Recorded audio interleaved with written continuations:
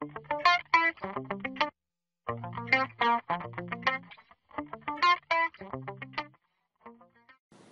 welcome to Creative Conversations, and my name is Carrie Gardner, and this is Kylie Yanic. and we're here to talk about Craftsmanship. good. I'm glad you remember because that would be pretty important in craftsmanship, wouldn't it? It would. Absolutely, might be essential. Good. So, as we go on to talk here, we're going to ask you a series of questions about craftsmanship. Alright. Sounds good? Mm-hmm. Are you ready? I think so. Okay, here's your first question, and it's a tough one. So, what works did you bring here today to show us? I've brought my Euro-inspired painting, my collage, and my Picasso portrait. Well, good. So, what do they have to do with craftsmanship? In each piece, I've taken an aspect of another artist's style and used it with my own. Okay, well, let's talk about the mural one here. So what have you brought on? I've used Miro's wash technique, and I've also was inspired by Gorky, he used a lot of different shapes and different lines and thicknesses, movements. Absolutely.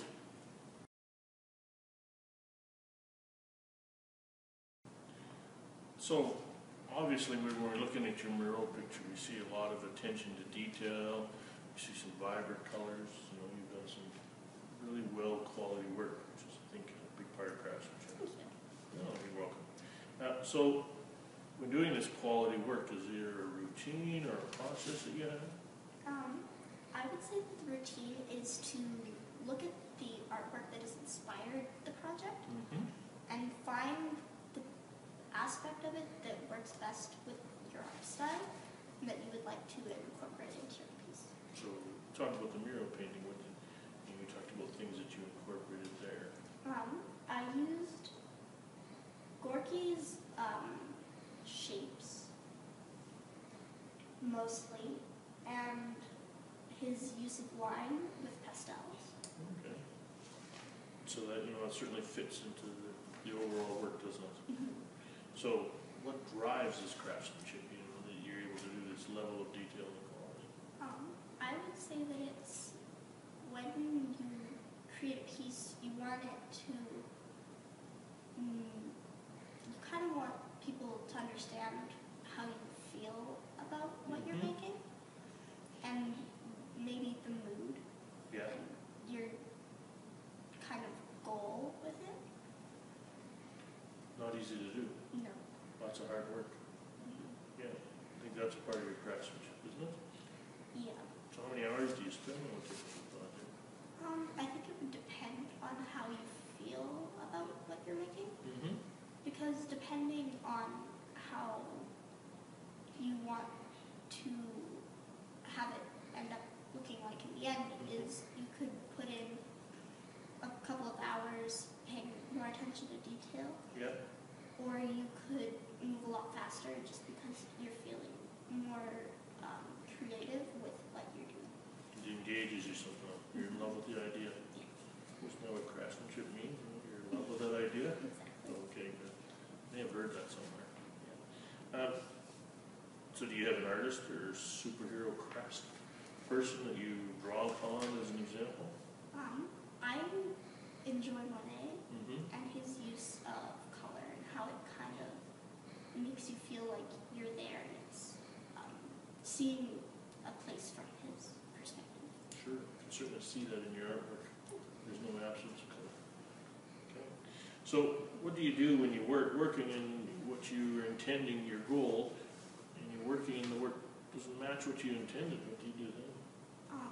I think that could end up being a positive thing in some cases, because it may not have gone exactly you planned, but there's always the possibility that you could still work with it and it could be even better than you hoped.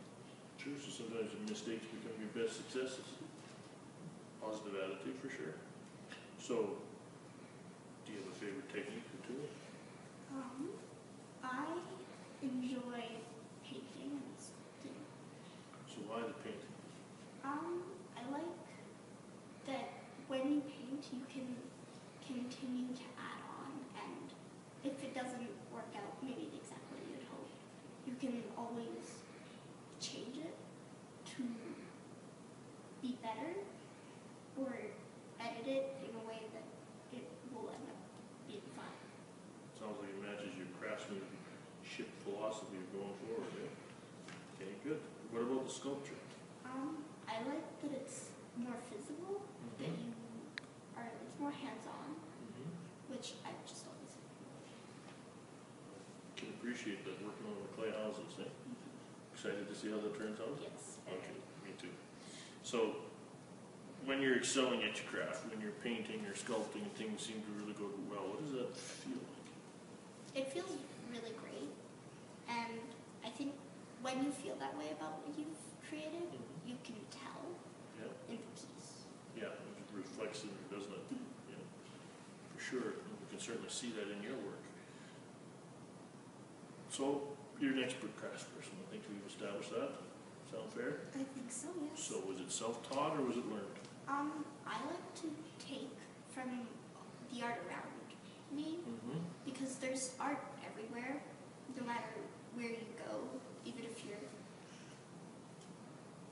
walking down the street, there's ads and you can see that there's art everywhere. I mean, it's just a very big part of your life, so that you can take pieces from every day that you want to put into your own work. So it's everywhere. You got inspiration everywhere. Research, process, progress. You've heard them. Yes. Do you shudder at the words? I think research is important because you can really analyze the art that you want to take, make into your own. So you said borrowing from artists. It's certainly got to involve some research. Yeah. You want to maybe understand what they've done, and you can look at all their pieces to maybe find something that works for you. So I noticed you have your sketchbook behind us. Is there some research there that you could show us? Yes. So I have done research kind of on artists. Yeah. And maybe what kind of artwork they made, like their rich painting styles. Yeah. Even some of their techniques. For example, like Monet, or you have Kandinsky here. Yeah. Okay. Pretty important when dealing with a line project. So, process. Process, I think, is great because you can try out what you've seen, and you can figure out what is working and what isn't. Build from it. So do you do lots of experiments in your work? Yeah, especially for the mural project, the washing. Yeah, doesn't always come instantly. Okay, good. Progress. Progress, I think, it's important because you want to see how much you've accomplished since you started and how it's evolved into something you're proud of. Something you want to share with those people. Yeah, that's when craftsmanship really shines, isn't it? So, is it a team sport, this craftsmanship, or is it an individual sport? I consider it more of a team sport since you're looking around at other tables and you're looking at what they're creating, and you can find pieces that inspire you, and you can also do that every day when you're just anywhere, really. And you also mentioned the importance of feedback. You can ask your peers kind of what they find appealing and what you try. Yeah. And it can help improve. Absolutely, can even motivate you, can't it? Yeah. So, do you have any advice about employing craftsmanship? I think it's important to just look around for inspiration and then find maybe an artist that you feel inspired by, that you can just work into your own art style. Good advice indeed. Sounds really easy. So, this is your last final statement about craftsmanship. So tell us, How important is craftsmanship? I think craftsmanship is important, but I also think that art is fluid. So even if what you're trying doesn't work out, you can always change and work towards something different. Well, thank you very much. Thank you. I certainly learned a lot about craftsmanship. Take care.